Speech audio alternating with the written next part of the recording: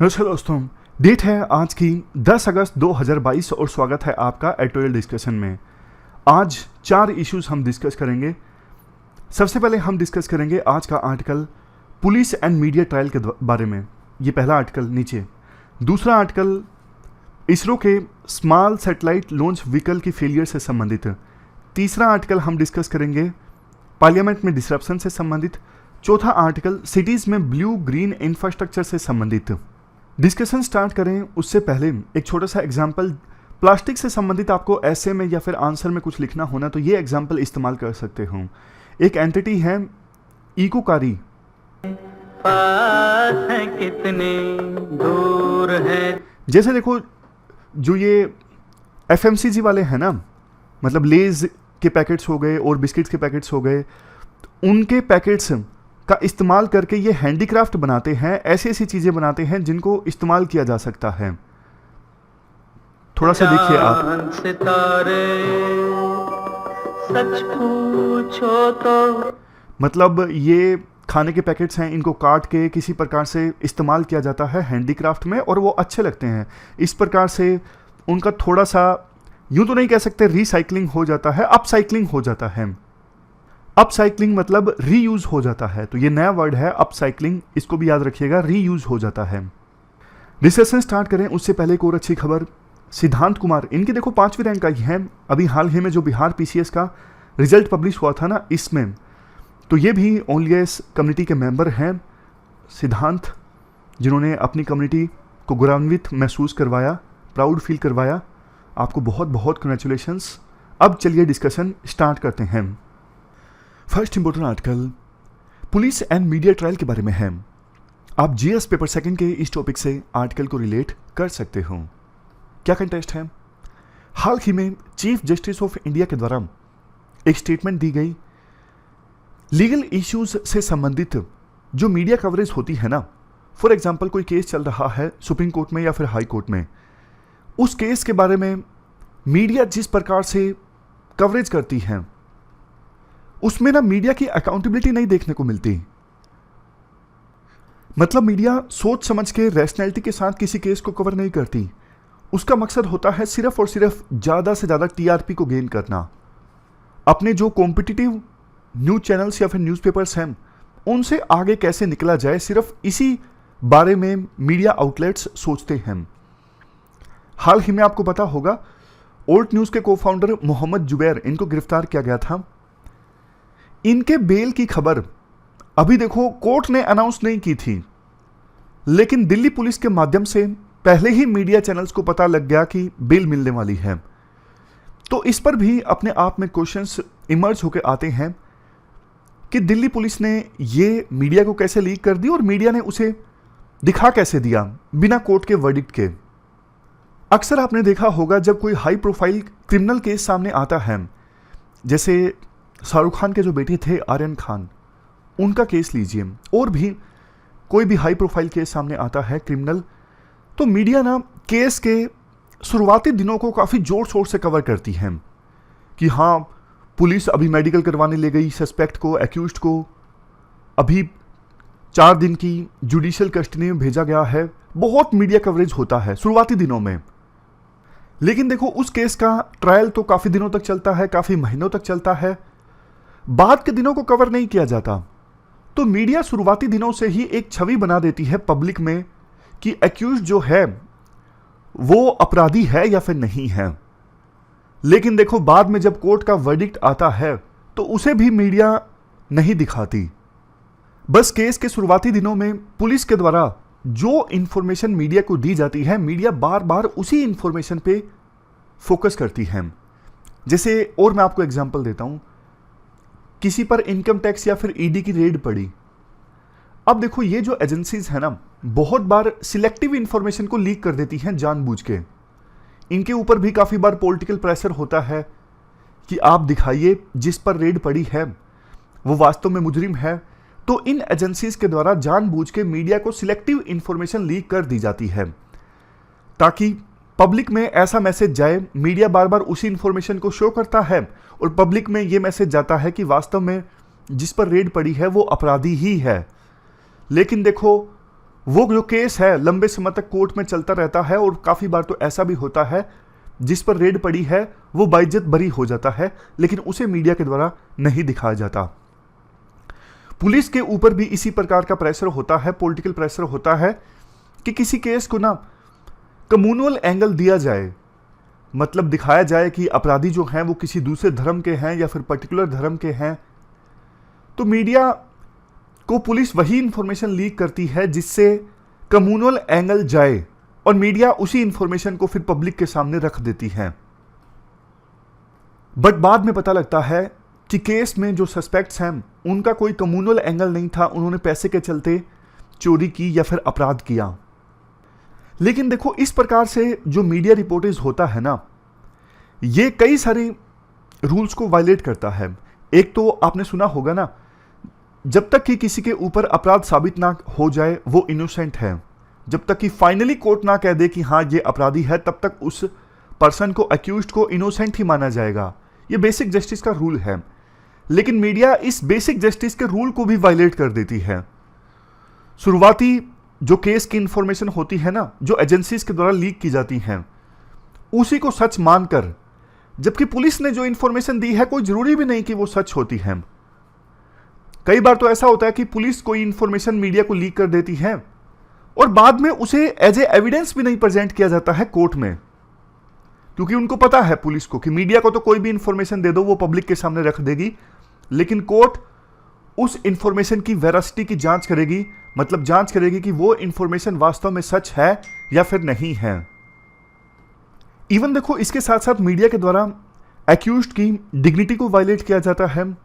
कई बार तो जो सस्पेक्ट्स होते हैं उनकी प्राइवेसी को भी वायलेट किया जाता है। सारी इंफॉर्मेशन, पर्सनल इंफॉर्मेशन, कहाँ एक्यूज्ड रहता है, एज क्या है, सब कुछ मीडिया के द्वारा पब्लिक के सामने रख दी जाती है। और ना सिर्फ एक्यूज्ड की, बहुत बार विक्टिम्स, विटनेस या फिर केस से जुड़े जो दूसरे लोग होते हैं उनकी भी प्राइवेसी को मीडिया के द्वारा उजागर कर दिया जाता है। तो इसका परिणाम ये निकलता है, बहुत बार ऐसे लोगों को फिर समाज से अलग थलग कर दिया जाता है। समाज भी मान लेता है कि इन्होंने वास्तव में अपराध किया है, मीडिया यही दिखा रही थी।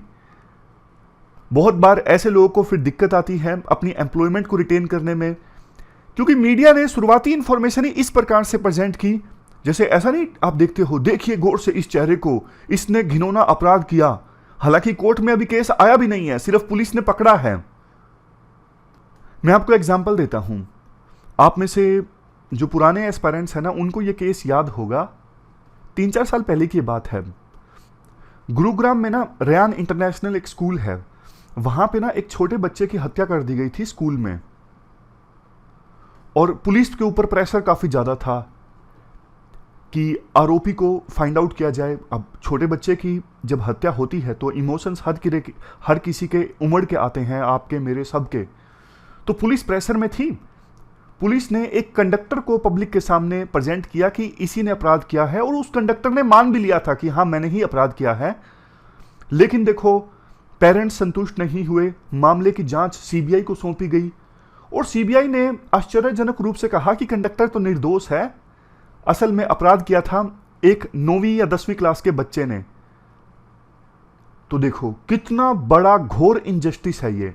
मीडिया ने कंडक्टर के बारे में कितना बुरा भला बोला, लेकिन बाद में यह सामने आया कि अपराध तो बड़ी क्लास के बच्चे ने किया था। ऐसा होता है। देखो, वो जो कंडक्टर था अशोक, उसके परिवार पर क्या बीती होगी, उस पर क्या बीती होगी इतने दिनों तक, जब तक कि सीबीआई ने सच का उजागर नहीं किया था।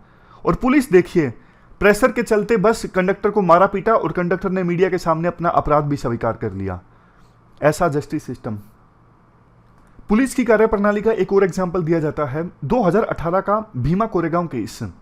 इस केस में ना काफी लोगों को गिरफ्तार किया गया था, और उन लोगों से संबंधित कुछ लेटर्स पुलिस के द्वारा मीडिया में लीक किए गए, और लेटर्स के आधार पर मीडिया ने उनको दोषी ही ठहरा दिया अपनी कवरेज में।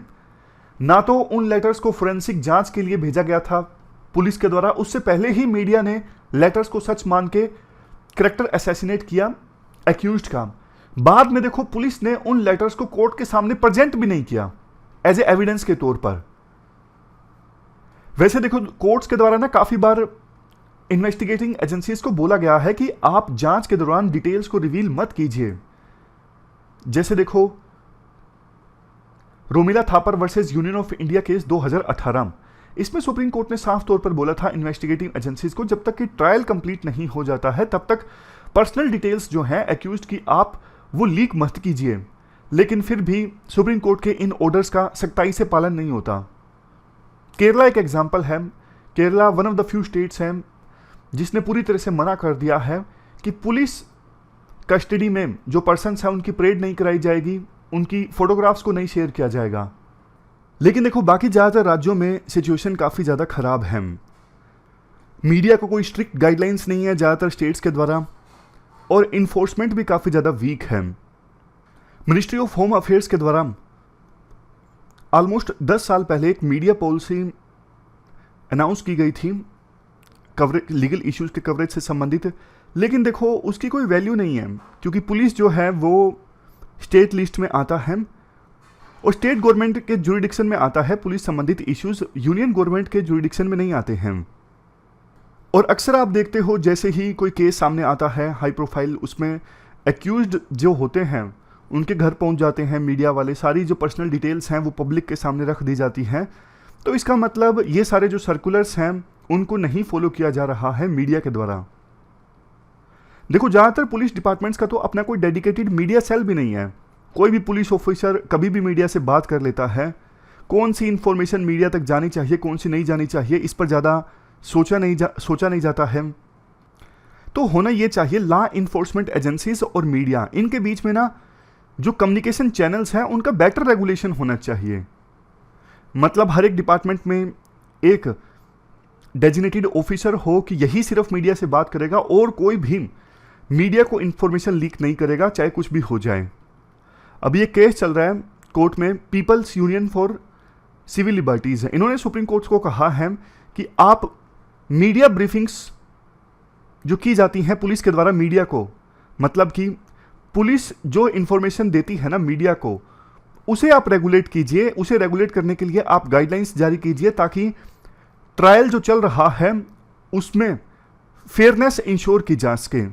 अब देखो जुडिशरी के पास कोई और चारा ही नहीं है बजाय इसके कि वो पुलिस को डायरेक्टिव्स दे कि आपको ऐसा करना है, ऐसा नहीं करना है। दिक्कत देखो मीडिया एथिक्स की भी है। अब कायदे से होना तो ये चाहिए कि मीडिया ना जो भी इंफॉर्मेशन मीडिया को पुलिस से मिलती है, मीडिया उस इंफॉर्मेशन को वेरीफाई करे। लेकिन आज का जो है ना, आपको पता है टीआरपी की रेस देखने को मिलती है विभिन्न मीडिया आउटलेट्स के बीच में, तो किसी न्यूज चैनल के पास टाइम ही नहीं है कि पुलिस से जो इंफॉर्मेशन मिली उसे वेरीफाई किया जाए। जैसे ही इंफॉर्मेशन मिली ब्रेकिंग न्यूज चला दी जाती है कि देखो ये हो गया है, हमारे सूत्रों से खबर पता लगी है। सूत्र पता ही नहीं कौन होते हैं, आज तक नहीं समझ में आया ये सोर्स होते कौन है। जो मीडिया आउटलेट्स कहते हैं ना कि हमें सोर्सेज से खबर मिली है, मुझे बहुत बार तो ऐसा लगता है ये झूठ मूठ का सोर्स लिख देते हैं कि हाँ लिख देते हैं, कोई कुछ नहीं होता, ताकि ज़्यादा से ज़्यादा अभी के समय में हम लोग हमारा न्यूज़ चैनल्स देखें। कई बार जब अक्यूज्ड को ना गिरफ्तार किया जाता है तो मीडिया के द्वारा ना प्रॉपर इंफॉर्मेशन दी जानी चाहिए कि अक्यूज्ड को जो गिरफ्तार किया गया है क्या इन्वेस्टिगेशन के दौरान गिरफ्तार किया गया है या ट्रायल के बाद गिरफ्तार किया गया है। दोनों में फ़र्क है। इन्वेस्टिगेशन के दौरान अगर गिरफ्तार किया गया है तो मतलब अभी सिर्फ केस शुरुआती स्टेज में है, एक चार्जशीट फाइल होने के बाद गिरफ्तार किया गया है, इसका मतलब तो अच्छे खासे सबूत हैं कि एक्यूज्ड ने अपराध किया है तभी उसे गिरफ्तार किया गया है। लेकिन मीडिया के द्वारा इन दोनों तरह के अरेस्ट में कोई डिफ्रेंशिएट ही नहीं किया जाता है। समझ गए? देखो इनडायरेक्टली तो मीडिया भी एक जस्टिस सिस्टम का पार्ट बन चुका है क्योंकि मीडिया पब्लिक परसेप्शन क्रिएट करता है। लेकिन देखो मीडिया जिस प्रकार से काम करता है उस प्रकार से तो जनता का जो मिसट्रस्ट है सिस्टम में वो और ज़्यादा जनरेट होता है। मीडिया रेगुलेशन जरूरी है, लेकिन मीडिया को रेगुलेट करने के लिए हमारे देश में जो मैकेनिज्म है सही नहीं है। प्रिंट मीडिया के लिए अलग है, इलेक्ट्रॉनिक मीडिया के लिए अलग है। सेल्फ रेगुलेशन आज के समय में ज़्यादा होता है मीडिया का, लेकिन बात तो वही है ना, सेल्फ रेगुलेशन अच्छे से होता नहीं है। जैसे ये देखिए, national broadcasting standards authority and Indian broadcasting foundation, ये मेंबरशिप बेस्ड हैं, लेकिन इनके नॉर्म्स को इजीली अवॉइड कर दिया जाता है वेरियस मीडिया आउटलेट्स के द्वारा, यानी नहीं माना जाता है। लास्ट में राइटर बोलते हैं, देखो स्टेट मीडिया को रेगुलेट करे, उससे अच्छा तो ये है मीडिया अब खुद अपने अंदर झांक के देखे कि हमारे पास कितनी ताकत है नैरेटिव प्रेजेंट करने की और हम कैसे उस ताकत का गलत इस्तेमाल कर रहे हैं और कितना ज़्यादा नुकसान होता है इस प्रकार से इररिस्पॉन्सिबली हम मीडिया कवरेज करते हैं। तो ये पूरा आर्टिकल हमने डिस्कस किया मीडिया और पुलिस ट्रायल से संबंधित। लास्ट में राइटर यही बोलते हैं कि अगर मीडिया नहीं अपने आप को अच्छे से सेल्फ रेगुलेट करता है तो एक structured well designed media policy की आवश्यकता है। इसके बाद नेक्स्ट आर्टिकल इसरो के द्वारा सैटेलाइट लॉन्च करने में फेलियर से संबंधित है। आप जीएस पेपर 3 के इस टॉपिक से आर्टिकल को रिलेट कर सकते हो। देखो इसरो ने ना एक नया सैटेलाइट लॉन्च व्हीकल बनाया जिसका नाम है SSLV, small satellite launch vehicle. आप ये तस्वीर देखिए SSLV, इसके काफ़ी सारे फायदे हैं PSLV के मुकाबले में। जैसे हाइट कम है, diameter 2 metre, number of stages 4 नहीं है 3 है, लिफ्ट ऑफ मास 120 टन का है और PSLV का लिफ्ट ऑफ मास है 320 टन का। मतलब अगर छोटे सैटेलाइट्स लॉन्च करने हो ना तब ये SSLV ज़्यादा यूज़फुल है। ज़्यादा सस्ते से ज़्यादा एफिशिएंटली छोटे सैटेलाइट्स लॉन्च किए जा सकते हैं इस सैटेलाइट लॉन्च व्हीकल की सहायता से।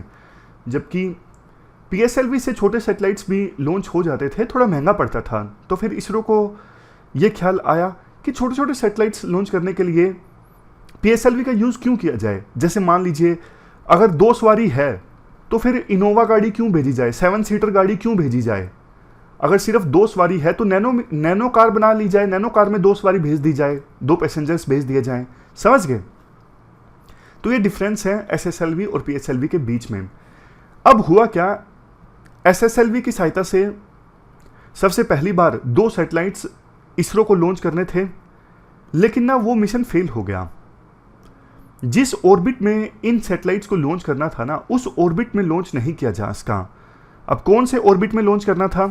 अर्थ से देखो 376 किलोमीटर की दूरी पर सर्कुलर ऑर्बिट में सैटेलाइट्स को लॉन्च करना था, लेकिन वो लॉन्च हो गए इलिप्टिकल ऑर्बिट में। ये नीचे जो आप ऑर्बिट देख रहे हो ना, ये इलिप्टिकल ऑर्बिट है।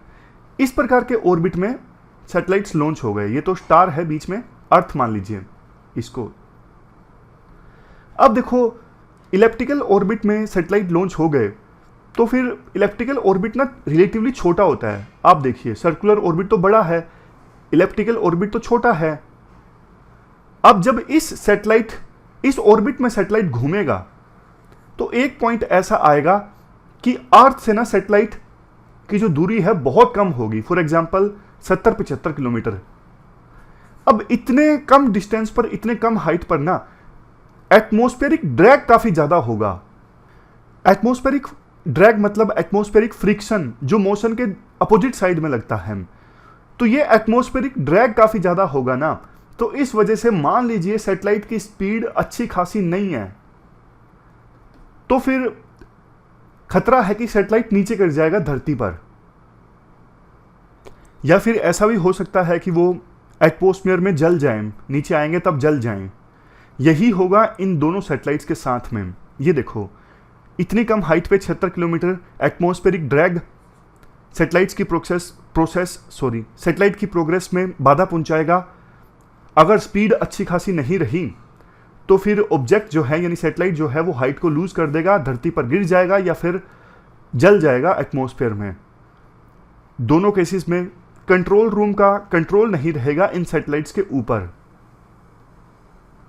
समझ गए? अब देखो अक्सर वैसे इसरो के जब मिशन फेल हो जाते हैं ना तो इसरो चुप्पी साध लेती है कि वास्तव में क्या गलत हुआ। लेकिन अच्छी चीज ये है कि इस बार इसरो ने सारी जानकारी मीडिया के साथ डिस्कस की कि एक्चुअल में ये जो मिशन है वो फेल क्यों हुआ। ये अच्छी चीज है। अब लास्ट में तो आर्टिकल में ये बोला जाता है, देखो SSLV अच्छा है, कोई बात नहीं, पहला जो सैटेलाइट लॉन्च किए गए इस SSLV की सहायता से वो मिशन सफल नहीं हो पाया, लेकिन ये इस जो सैटेलाइट लॉन्च व्हीकल है ना SSLV, इसके काफ़ी सारे फायदे हैं। सॉलिड फ्यूल का इस्तेमाल किया जाता है जो इजी टू हैंडल होता है as comparison to liquid fuel जिसका इस्तेमाल किया जाता है PSLV के द्वारा। SSLV के सहायता से मल्टीपल सैटेलाइट्स लॉन्च किए जा सकते हैं और इंफ्रास्ट्रक्चर चूंकि काफ़ी मिनिमम चाहिए, तो कम से कम खर्च आता है SSLV की सहायता से सैटेलाइट्स को लॉन्च करने में। अगर देखो commercial earth observation satellites launch करने हों, कम्युनिकेशन सैटेलाइट्स लॉन्च करने हों, तो जो ये SSLV है ना, स्मॉल सैटेलाइट लॉन्च व्हीकल, काफ़ी ज़्यादा अट्रैक्टिव है। और ये उन सैटेलाइट्स के नाम हैं जिनको अभी लॉन्च किया जाना था। 135 किलोग्राम का अर्थ ऑब्जर्वेशन सैटेलाइट EOS-02 और 8 किलोग्राम का नैनो सैटेलाइट जिसका नाम है आज़ादी सेट। दोनों खो गए, अब तो मिशन फेल हो गया, लेकिन आगे संभावनाएं काफ़ी हैं। चलते हैं आगे। इसके बाद नेक्स्ट आर्टिकल पार्लियामेंट में डिसरप्शन से संबंधित है। आप GS पेपर सेकंड के इस टॉपिक से आर्टिकल को रिलेट कर सकते हो। विनय सहस्रबुद्धे के द्वारा ये आर्टिकल लिखा गया है। देखो, पार्लियामेंट के द्वारा अगर कोई बिजनेस नहीं किया जा रहा है तो इस पर बहुत गहराई से चर्चा होनी चाहिए। ऐसा क्यों? पार्लियामेंट का आपको पता है हमारी डेमोक्रेसी में बहुत इंपॉर्टेंट रोल है। यहीं पर बिल आते हैं कानून बनने के लिए, जिस पर चर्चाएं होती हैं, पब्लिक को इंफॉर्मेशन मिलती है बहुत सारे इश्यूज पर। 0 आवर और क्वेश्चन आवर के दौरान एग्जीक्यूटिव की अकाउंटेबिलिटी फिक्स होती है। लेकिन बहुत बार ऐसा होता है डिसरप्शन की वजह से पार्लियामेंट में कोई काम नहीं हो पाता, तो कितना ज़्यादा लॉस हो जाता है। पैसों का तो लॉस होता ही है, डेमोक्रेसी बहुत ज़्यादा कमज़ोर हो जाती है। लेकिन देखो, हमें ना सोचना चाहिए कि आखिरकार ऐसा होता क्यों है। बहुत से MPs हैं जो क्वेश्चन प्रिपेयर करके आते हैं, बहुत से MPs मिनिस्टर्स आंसर प्रिपेयर करके आते हैं, लेकिन जब वो पार्टिसिपेट नहीं कर पाते प्रोसीडिंग्स में, उन्हें मायूसी हाथ लगती है कि देखो यार, हमने इतनी तैयारी की, कुछ हुआ ही नहीं, क्योंकि पार्लियामेंट डिसरप्शन की वजह से काम नहीं कर पा रही है। जो स्पीकर हैं या चेयरमैन हैं वो भी बेबस हैं। अब इसमें देखो कहीं ना मीडिया की भी गलती है। मीडिया की कैसे गलती है? देखो, जब पार्लियामेंट डिसरप्ट होती है ना, स्पीकर के वेल के पास या फिर चेयरमैन की कुर्सी के नज़दीक जब MPs आ जाते हैं, हो हल्ला मचाते हैं, उन तस्वीरों को तो बहुत मीडिया दिखाती है कि देखो संसद में इस प्रकार से डिसरप्शन हुआ, हंगामा हुआ। लेकिन जब कोई MP अच्छी स्पीच देता है, अच्छा क्वेश्चन पूछता है, अच्छा आंसर देता है, तब मीडिया वाले नहीं दिखाते। तो बहुत से MPs को ना इंसेंटिव नहीं लगता। उनको लगता है डिसरप्शन करने से टीवी पर आएंगे, रेलेवेंस बनेगी, लोग जानेंगे। लेकिन अच्छा क्वेश्चन पूछ लिया, मेहनत लगेगी उसमें तो बहुत कुछ मेहनत भी लगेगी और आना जाना कुछ है नहीं। समझ रहे हो? तो मीडिया को भी ना रिस्पॉन्सिबली, जो पहला आर्टिकल हमने डिस्कस किया था, रिस्पॉन्सिबली पार्लियामेंट की जो प्रोसीडिंग्स है ना, उसके बारे में बात करनी चाहिए, बताना चाहिए कि किस MP ने डिसरप्शन किया, ये क्यों नुकसानदायक है, और किस MP ने अच्छे से अपना रोल प्ले किया, उसकी तारीफ होनी चाहिए। लेकिन ऐसा होता नहीं है। इसी वजह से डिसरप्शन जो है वो आज के समय में बहुत ज़्यादा होने लगा है। अब कायदे से होना ये चाहिए, जब कोई डिसरप्शन करे ना, तस्वीरें हटा दो, मीडिया के पास भी वो तस्वीरें ना हों, और क्वेश्चन आवर संबंधित, 0 आवर संबंधित जो तस्वीरें हैं ना, वीडियोस हैं, वो होनी चाहिए पब्लिक के सामने। मतलब एक रूल ले आए पार्लियामेंट में, थोड़ा सा रूल चेंज किया जा सकता है कि कोई भी अगर किसी को विरोध भी करना है ना, कम से कम 0 आवर और क्वेश्चन आवर के दौरान विरोध नहीं किया जा सकता MPs के द्वारा, बाकी समय विरोध किया जा सकता है। तो ये 2 आवर्स का एक्सपेरिमेंट किया जा सकता है कि जो भी इस आवर्स के दौरान हो उसको मीडिया रिस्पॉन्सिबली टेलीकास्ट करे, उसके बारे में बात करे। अगर कोई MP फिर भी विरोध करता है तो उसे ऑटोमेटिकली सस्पेंशन का प्रावधान होना चाहिए कि स्पीकर अपनी डिस्क्रिशन का यूज ही ना कर सकें कि जो वेल के नजदीक आया वो अपने आप सस्पेंड हो गया ऑटोमेटिक। मतलब रूल ही ऐसा बन गया। इस प्रकार के प्रोविजंस होने चाहिए। लास्ट में राइटर बोलते हैं, देखो नई पार्लियामेंट की बिल्डिंग अब बनने वाली है।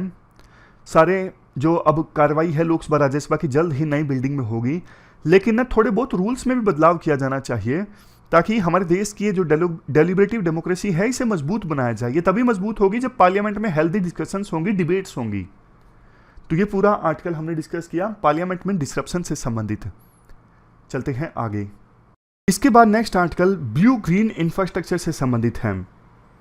ब्लू ग्रीन इंफ्रास्ट्रक्चर जैसे कि देखो, ब्लू इंफ्रास्ट्रक्चर रिवर्स हैं, टैंक्स हैं, दूसरी वाटर बॉडीज हैं, ग्रीन इंफ्रास्ट्रक्चर जैसे ट्रीज हैं, पार्क्स हैं, गार्डन्स हैं।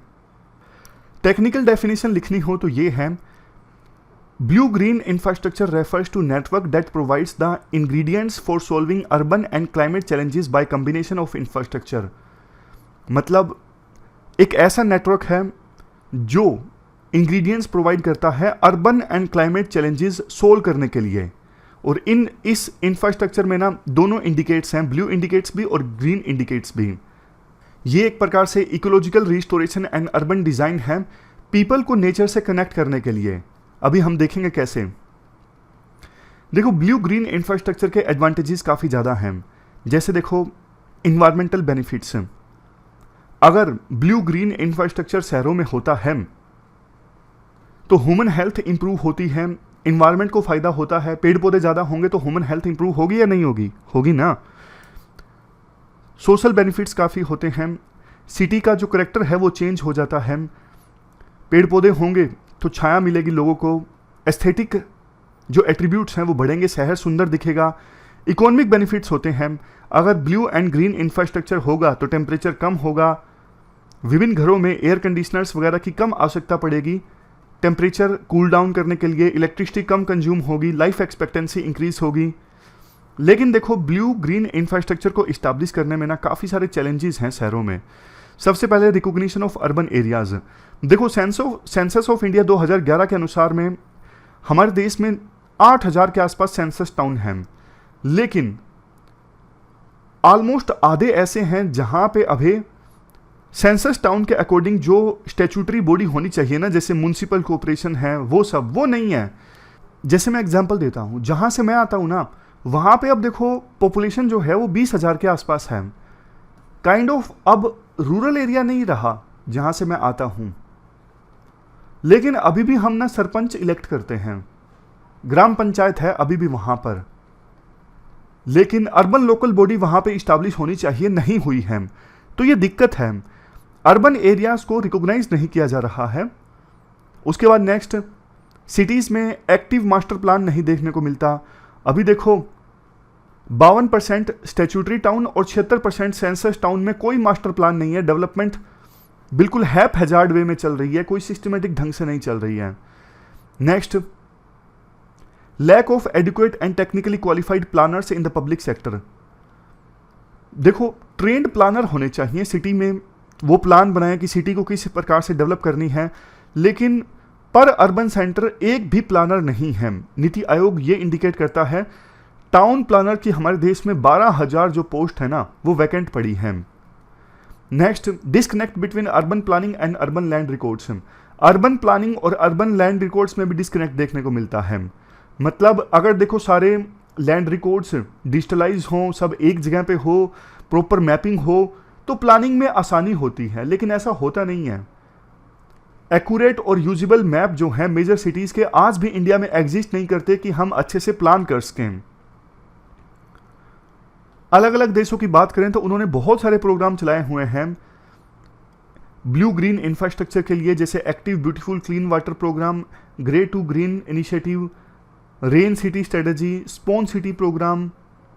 ये सिंगापुर का है, यूएसए, कनाडा, चाइना। बस बेस्ट प्रैक्टिसेस के तौर पर आप इनका आंसर्स में इस्तेमाल कर सकते हो। अब वे फॉरवर्ड में काफ़ी सारे पॉइंट्स दिए जाते हैं। Towards nature based solution, infrastructure planning जो है वो इकोलॉजी के प्रति ज़्यादा सेंसिटिव हो। Next, institutionalising a blue green urban framework.